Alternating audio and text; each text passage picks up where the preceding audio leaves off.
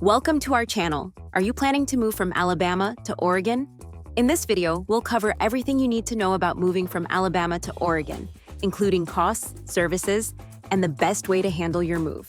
Let's dive in. Moving from one state to another can be an exciting change. From the southern charm of Alabama to the breathtaking landscapes of Oregon, this relocation is a big leap. People move for many reasons: work, school, lifestyle changes, or retirement. But no matter the reason, the process can be overwhelming. That's where the right moving company can make all the difference. Moving across the country is no small feat, and it's important to choose a reliable moving service. But how much will this cost you? Let's take a look.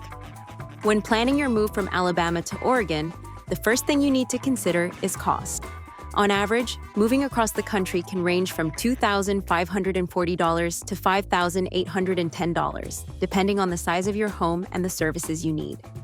Relocating can be expensive, but here are some tips to keep costs down.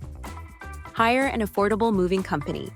3 Movers offers the most affordable long-distance moving options without sacrificing quality.